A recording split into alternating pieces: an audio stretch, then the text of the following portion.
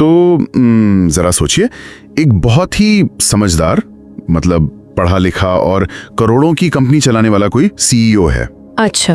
और वो अचानक अपनी महंगी कार का स्टीयरिंग व्हील ना एक आदिम छिपकली के हाथों में सौंप देता है। अरे ये तो बहुत ही। हाँ, और वो भी सिर्फ इसलिए क्योंकि उस छिपकली को तुरंत एक मीठी सी कैंडी चाहिए, या फिर उसे बस थोड़ी देर आराम करना है। मतलब सुनने में एक बहुत ही बेतुकी और हास्यास्पद कहानी लग सकती है। बिल्कुल। लेकिन अगर हम न्यूरोलॉजी और मानव व्यवहार के विज्ञान को देखें ना, तो हर रोज हमारे दिमाग के अंदर ठीक यही घटना घट रही है। सही कहा। और मुझे लगता है कि यहीं से मतलब अनुशासन या सेल्फ डिसिप्लिन को लेकर हमारी पूरी समझ बदलनी शुरू हो जाती है। एकदम सही, क्योंकि समाज में अक्सर यही माना जाता है कि अनुशासन एक जादुई स्विच की तरह है। हाँ, कि कोई व्यक्ति या तो पैदाइशी रूप से अनुशासित है या फिर वो हमेशा के लिए आलसी है, जो कि पूरी तरह से गलत है ना? बिल्कुल। विज्ञान इस स्विच थ्योरी को पूरी तरह से नकारता है।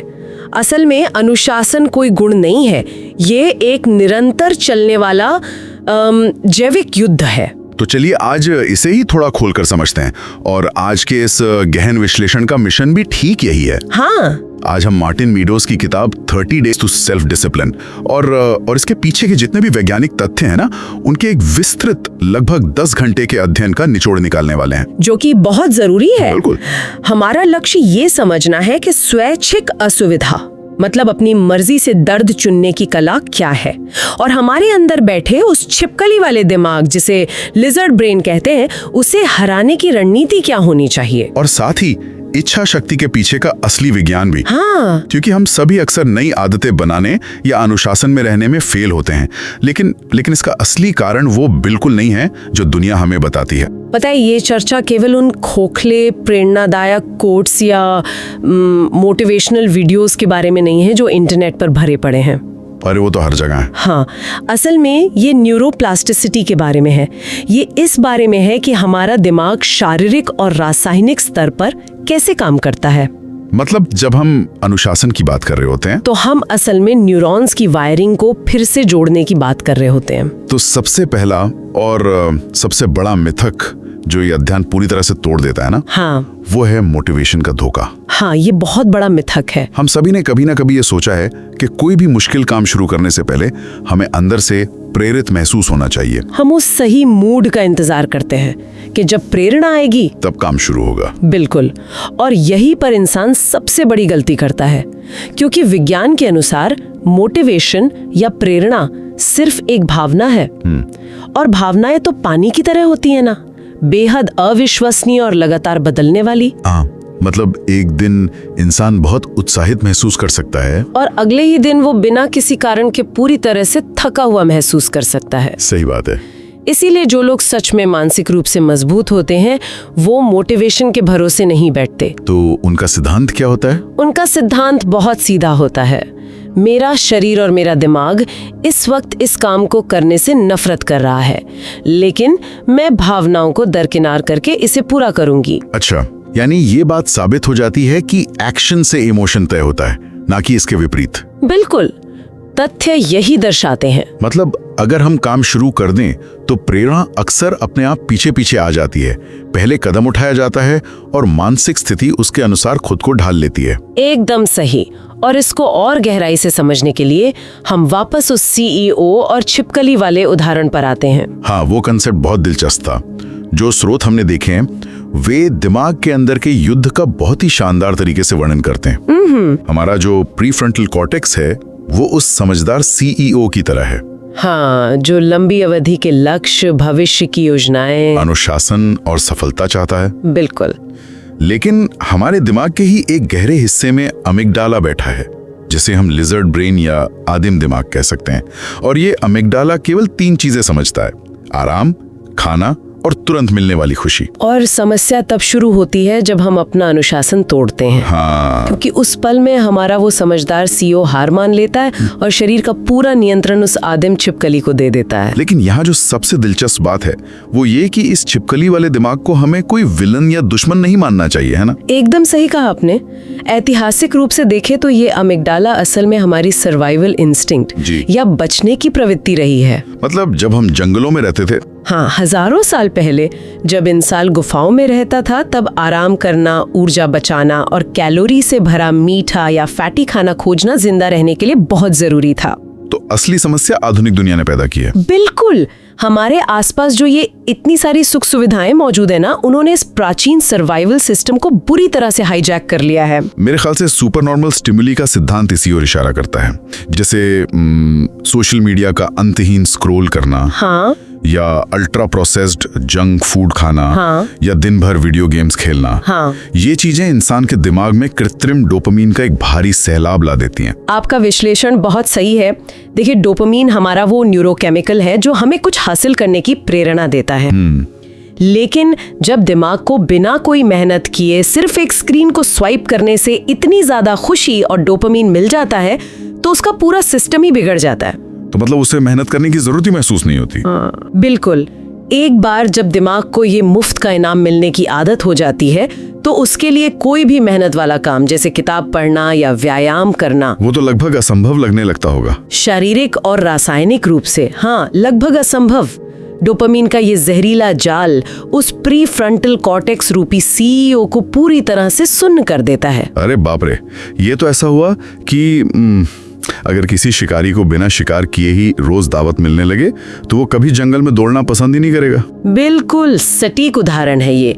हमारा ही विकासवादी ढांचा हमारे खिलाफ काम कर रहा है। तो फिर सवाल ये उठता है कि अगर मोटिवेशन एक धोखा है और हमारा ही दिमाग हमारे खिलाफ खेल रहा है तो उस सीईओ को वापस ताकतवर कैसे बनाया जाए? इसका जवाब अध्ययन बहुत स्पष्ट रूप से देता है। अनुशासन कोई पर्सनालिटी का हिस्सा नहीं है, ये एक मांसपेशी या मसल है जिसे ट्रेन करना पड़ता है। मतलब जिम जाने जैसा? हाँ, ये तुलना सिर्फ एक कहावत नहीं है बल्कि जैविक रूप से सच है। जब कोई इंसान जिम में डंबल उठाता है तो पहले कुछ रेप्स में मांसपेशी में कोई असली बदलाव नहीं आता।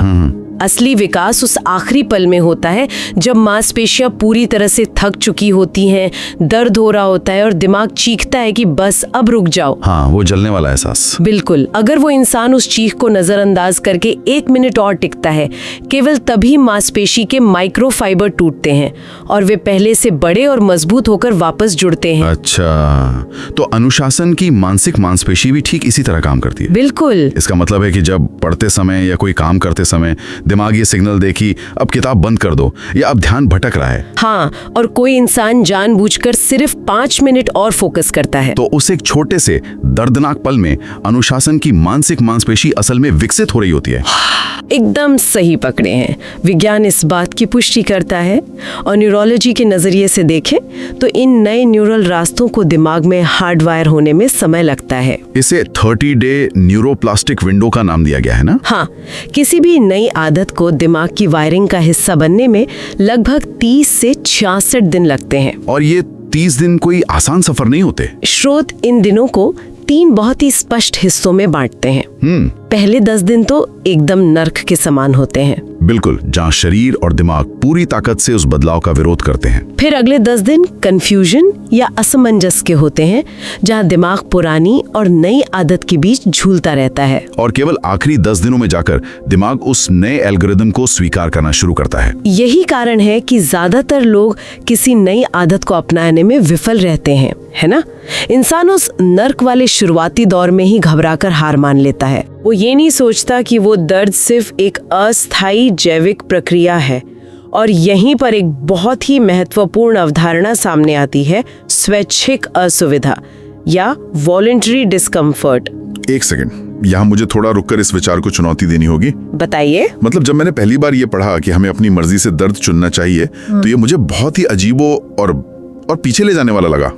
जब इंसानों ने सदियों के संघर्ष और विज्ञान के मदद से एयर कंडीशनर, गर्म पानी के गीजर और आरामदायक गद्दे बनाए हैं, हाँ, तो कोई जानबूझकर दर्द क्यों चुने? जैसे रोज सुबह उठकर बर्फीले ठंडे पानी से नहाना। मतलब क्या ये एक तरह का पागलपन नहीं है? देखिए, आधुनिक सुख सुविधाओं के चश्मे से देखने पर ये सच में अजीब लग सकता है। हाँ ना? लेकिन अगर हम मानव नर्वस सिस्टम के नजरिए से विचार करें तो लगातार आराम में रहने से इंसान का तंत्र बहुत नाजुक और कमजोर हो गया है। अच्छा। ठंडे पानी से नहाना या लंबे समय तक उपवास करना ये शरीर को साफ करने या वजन कम करने के लिए नहीं है। ये पूरी तरह से साइकोलॉजिकल और न्यूरोलॉजिकल ट्रेनिंग है। तो ये सिर्फ दिमाग को शॉक देने का एक तरीका है? ये अमिगडाला को कुचलने का एक तरीका है। जब कोई इंसान ठंडे पानी के शॉवर के नीचे खड़ा होता है तो वो लिजर्ड ब्रेन खतरे का सायरन बजाने लगता है। हाँ, वो चीखता है कि बाहर निकलो। बिल्कुल, वो पूरी ताकत से चीखता है कि ये असहज है, ऐसा मत करो। लेकिन जब इंसान उस डर को नजरअंदाज करके पानी चालू कर देता है तो वो असल में अपने सीईओ को उस आदिम दिमाग की आवाज को म्यूट करना सिखा रहा होता है। वाह। इसी तरह 16 या 24 घंटे का उपवास करते समय जब सामने स्वादिष्ट खाना रखा हो और उसे ना खाया जाए तो इंसान अपने दिमाग को यह प्रमाणित कर रहा होता है कि बुद्धि शरीर को कंट्रोल करती है, भूख नहीं। एकदम सही।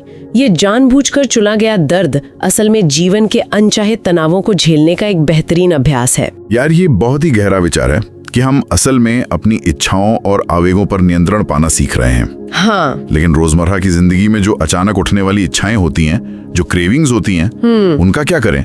मतलब हम हर वक्त अपने शरीर को तनाव में नहीं रख सकते और हम हमेशा इच्छा शक्ति का इस्तेमाल भी तो नहीं कर सकते ना। बिल्कुल नहीं। विज्ञान का भी यही मानना है कि इच्छा शक्ति या विल पावर पर अंधा भरोसा करना एक बहुत बड़ी भूल है, क्योंकि वो खत्म हो जाती है। हाँ, विल पावर एक फोन की बैटरी की तरह है जो दिन भर के फैसलों के साथ लगातार कम होती जाती है। तो फिर रास्ता क्या है? दुनिया के सबसे अनुशासित और सफल लोग इसका बहुत ही कम इस्तेमाल करते हैं। वे इच्छा शक्ति से लड़ने के बजाय अपना माहौल या एनवायरनमेंट ऐसे डिजाइन करते हैं कि उनका रास्ता भटकना लगभग असंभव हो जाए। ये तो एक बहुत ही व्यवहारिक रणनीति है। हाँ, मतलब अगर किसी को जंक फूड खाने की आदत छोड़नी है और उसके घर में चिप्स या कुकीज का कोई पैकेट है ही नहीं, तो उसे रात को मीठा ना खाने के लिए किसी इच्छा शक्ति की जरूरत ही नहीं पड़ेगी, क्योंकि विकल्प ही मौजूद ही नहीं है। सही बात है। स्टैनफोर्ड यूनिवर्सिटी का वो प्रसिद्ध मार्शमैलो एक्सपेरिमेंट भी तो हमें यही सिखाता है। हाँ, वो बच्चों वाला। बिल्कुल। उस प्रयोग ने साबित किया कि सफलता की सबसे बड़ी कुंजी डिलेड ग्रेटिफिकेशन है, यानी आज के एक छोटे से मजे को छोड़कर भविष्य के बड़े इनाम का इंतजार करने की क्षमता। लेकिन जब हम सब कुछ सही कर रहे होते हैं और अचानक से कोई बहुत तेज लालसा या तलब उठती है, तो उस स्थिति से निपटने का क्या तरीका है? उसके लिए एक बहुत ही शानदार न्यूरोलॉजिकल तरीका है। और यहाँ बात बहुत ही रोचक हो जाती है। अध्ययन में इसे अर्ज सर्फिंग का नाम दिया गया ना? हाँ, अर्ज सर्फिंग। इसे हम एक कुशल सर्फर के उदाहरण से समझ सकते हैं। जब एक सर्फर समुद्र में होता है और एक बहुत बड़ी लहर उसकी तरफ आती है, तो वो लहर से लड़ने की कोशिश नहीं करता, क्योंकि वो जानता है कि पानी की अपार ताकत को मुक्कों से नहीं रोका जा सकता। बिल्कुल। इसके बजाय वो अपने सर्फ बोर्ड पर संतुलन बनाता है और लहर के साथ तब तक बहता है जब तक वो लहर खुद ब खुद टूटकर शांत ना हो जाए। और हमारे दिमाग के अंदर उठने वाली तलब भी बिल्कुल ऐसी ही समुद्री लहरों की तरह होती है। जब कोई इच्छा उठती है, जैसे सिगरेट पीने की तलब या बस एक बार फोन देखने की बेताबी, हाँ, जो अक्सर होता है, तो इंसान अक्सर उस विचार से लड़ने लगता है। वो सोचता है मुझे ये नहीं करना है, मुझे ये नहीं सोचना है। और ऐसा करने से वो असल में उस इच्छा को और ज्यादा ऊर्जा दे देता है। बिल्कुल। आज सर्फिंग सिखाती है कि उस इच्छा को एक रासायनिक लहर की तरह देखें, उसे महसूस करें, उसका विरोध ना करें, लेकिन कोई शारीरिक कदम ना उठाएं। मतलब बस उसे होने दें। हाँ, विज्ञान के अनुसार अगर इंसान केवल 10 मिनट तक इंतजार कर ले तो वो न्यूरोकेमिकल स्पाइक अपने चरम पर पहुंचता है और फिर बिना कोई नुकसान पहुंचाए धीरे धीरे खत्म हो जाता है। सिर्फ 10 मिनट? हाँ, सिर्फ 10 मिनट। और अगर समस्या तलब की नहीं है बल्कि काम शुरू करने के आलस की है, तो उसके लिए सिर्फ 5 मिनट का हैक बताया गया है, जो मुझे भौतिकी के नियमों जैसा लगता है। ये असल में न्यूटन के गति के पहले नियम का मनोवैज्ञानिक संस्करण ही है। हाँ, कि जो चीज रुकी हुई है वो रुकी रहना चाहती है। बिल्कुल। किसी बड़े काम को देखकर दिमाग घबरा जाता है, लेकिन अगर इंसान खुद से केवल इतना कहे कि मैं ये पूरा प्रोजेक्ट नहीं करूंगी, मैं सिर्फ 5 मिनट के लिए इस फाइल को खोलूंगी, तो दिमाग इस छोटे से समय से कोई खतरा महसूस नहीं करता। सही कहा। और एक बार जब वो 5 मिनट गुजर जाते हैं तो वो शुरुआती घर्षण या फ्रिक्शन टूट जाता है, मोमेंटम बन जाता है, और अक्सर इंसान बिना रुके घंटों तक वो काम पूरा कर लेता है। ये शुरुआत करने के लिए तो बेहतरीन है, लेकिन गलतियों के बारे में क्या? मतलब मान लीजिए 5 मिनट का हैक काम नहीं आया या अर्ज सर्फिंग विफल हो गई और किसी ने अपनी 1 महीने की डाइट तोड़कर एक डोनट खा लिया उस स्थिति में हमारा दिमाग कैसे प्रतिक्रिया देता है? ओह, उस वक्त इंसान अक्सर भाड़ में जाए प्रभाव यानी व्हाट द हेल इफेक्ट का शिकार हो जाता है। हाँ। दिमाग कहता है चलो एक डोनट तो खा ही लिया है, अब पूरी डाइट तो टूट ही चुकी है, तो क्यों ना आज पूरा बॉक्स ही खा लिया जाए। अरे ये तो हमारे अहंकार का एक बहुत ही खतरनाक धोखा है। बिल्कुल। यानी एक छोटी सी खरोच लगने पर खुद ही अपने हाथ को काट लेना। तो इसका समाधान क्या बताया गया है? इसका समाधान है गलती को तुरंत अलग करना। देखिए, एक डोनट खाना 300 कैलोरी का नुकसान था, लेकिन पूरा बॉक्स खाना 3000 कैलोरी का नुकसान है।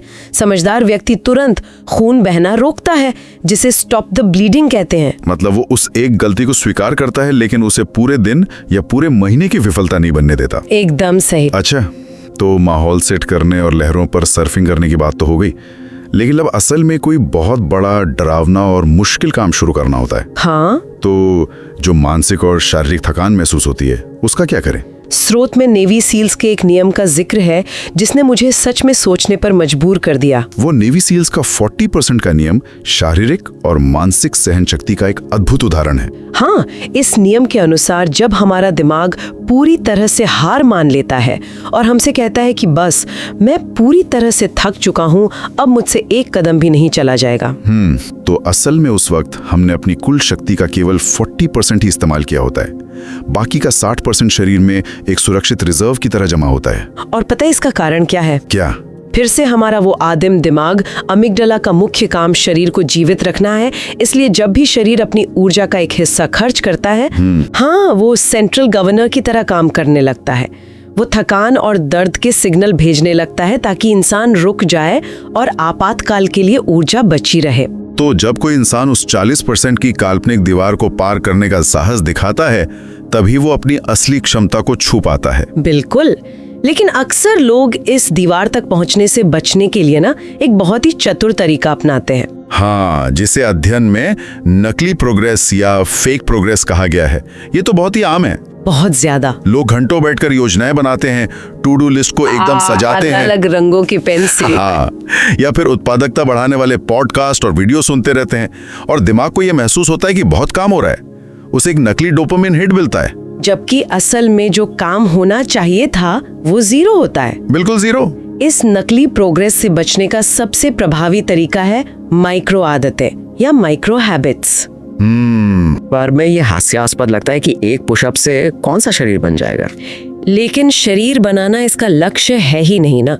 एक पुशअप शरीर के लिए नहीं है, ये दिमाग में एक पहचान बोने के लिए है। अच्छा। ये अवचेतन मन को ये साबित करने के लिए है कि मैं रोज व्यायाम करने वाली इंसान हूँ।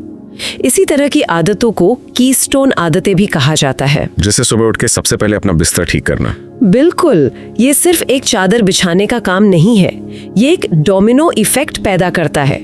दिन का पहला काम पूरा होने से दिमाग को जो अनुशासन का सिग्नल मिलता है वो पूरे दिन के बाकी फैसलों को प्रभावित करता है। और साथ ही ना भारी व्यायाम या वेट लिफ्टिंग का एक और बहुत गहरा मनोवैज्ञानिक पहलू है। वो क्या? भारी वजन उठाते समय जब मांसपेशियां दर्द से भर जाती हैं तो दिमाग का एक खास हिस्सा, जिसे हम क्विट करने वाला सर्किट कह सकते हैं, सक्रिय हो जाता है। जो इंसान उस सर्किट के सक्रिय होने के बावजूद उसे तोड़कर एक और रैप मारता है, वो केवल जिम में शारीरिक रूप से मजबूत नहीं हो रहा है, वो असल में मानसिक रूप से जीवन की अन्य कठिनाइयों और तनावों का सामना करने के लिए अपने न्यूरॉन्स को ट्रेन कर रहा है। एकदम सही। दिनचर्या को अनुशासित बनाने की एक और बहुत ही दिलचस्प रणनीति जिसका जिक्र था, वो है मेंढक को जिंदा निगलना या ईटिंग द फ्रॉग। हाँ, मार्क ट्वेन का ये रूपक टाइम मैनेजमेंट की दुनिया में बहुत प्रसिद्ध है। इसका सरल अर्थ ये है कि दिन का सबसे मुश्किल, सबसे डरावना काम, जिसे टालने का सबसे ज्यादा मन कर रहा हो, उसे सुबह उठते ही सबसे पहले खत्म कर देना। और इसका वैज्ञानिक कारण ये है कि सुबह के समय हमारी इच्छा शक्ति की बैटरी 100% फुल होती है। अगर हम उस मुश्किल काम को शाम के लिए छोड़ देते हैं तो वो पूरे दिन एक अलार्म की तरह दिमाग के बैकग्राउंड में बजता रहता है और हमारी मानसिक ऊर्जा को चूसता रहता है। बिल्कुल। और अगर हम इसे बड़े परिप्रेक्ष्य से जोड़ें तो इन सब के बावजूद भी कई बार इंसान काम नहीं करता। हाँ, ये तो है। ऐसे में जवाबदेही या अकाउंटेबिलिटी का दर्द एक ब्रह्मास्त्र की तरह काम करता है। अरे हाँ, स्रोत में वो एक तरीका बताया गया था जहाँ कोई इंसान अपने किसी भरोसेमंद दोस्त को 10,000 रुपए नकद दे देता है। हाँ, और कहता है कि अगर 30 दिन तक मैंने रोज जिम नहीं किया तो इन पैसों को मेरे सामने जला देना। ये तरीका इतना कारगर इसलिए है ना क्योंकि इंसान भविष्य के दर्द को ज्यादा अहमियत नहीं देता। बिल्कुल। 10 साल बाद बीमार पड़ूंगा ये सोचकर कोई जंक फूड खाना थोड़ी छोड़ता है। लेकिन किसी दोस्त को 10,000 रुपए देने से हम विफलता के उस काल्पनिक परिणामों को भविष्य से खींचकर वर्तमान के असली शारीरिक और आर्थिक दर्द में बदल देते हैं। और हमारा अमिगडाला तुरंत सर्वाइवल मोड में आ जाता है कि और ये पैसे बचाने हैं इसलिए काम करना ही होगा। अब एक बहुत ही अहम सवाल आता है, बताइए। इन सब रणनीतियों जैसे 30 दिन का चैलेंज या पैसे दांव पर लगाना, इनको अगर एक बार पूरा कर लिया जाए तो इन्हें हमेशा के लिए जीवन शैली कैसे बनाया जाए? इसके लिए भविष्य को जंजीर से बांधने या प्री कमिटमेंट की रणनीति काम आती है।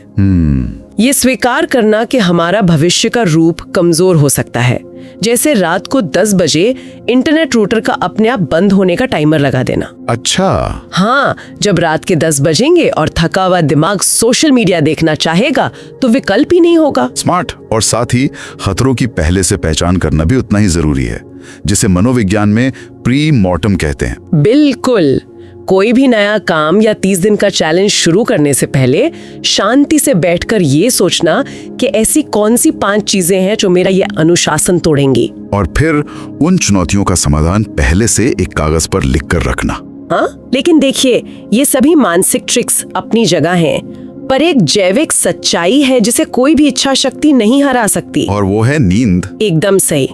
अध्ययन बहुत साफ शब्दों में चेतावनी देता है कि बिना पर्याप्त नींद के हमारी इच्छा शक्ति की बैटरी सिर्फ 50% पर काम करती है। बाप रे। जब नींद पूरी नहीं होती तो ग्लूकोज का स्तर गिर जाता है, वो समझदार सीईओ गहरी नींद में चला जाता है और वह आदिम छिप के लिए पूरे शरीर का नियंत्रण अपने हाथ में ले लेती है। हाँ, नींद असल में स्वनियंत्रण और अनुशासन का प्राथमिक ईंधन है। और नींद के साथ साथ इंसान के पास एक बहुत ही गहरा और भावनात्मक क्यों यानी द व्हाई होना चाहिए। बहुत जरूरी है। बिना किसी गहरे कारण के अनुशासन सिर्फ एक दर्दनाक सजा बनकर रह जाता है।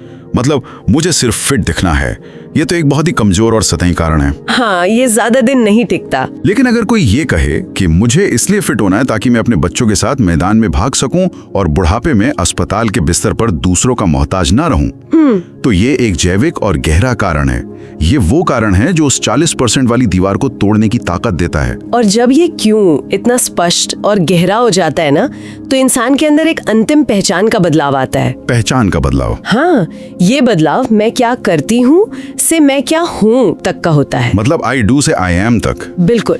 जब तक कोई व्यक्ति कहता है मैं सिगरेट छोड़ने की कोशिश कर रही हूँ, वो खुद को एक कमजोर इंसान मान रही है। लेकिन जब वो कहती है मैं नॉन स्मोकर हूँ, तो दिमाग उस नई पहचान को अपना लेता है, और हमारा दिमाग अपनी ही पहचान के खिलाफ जाने से बहुत नफरत करता है। तो इस सब का क्या मतलब है?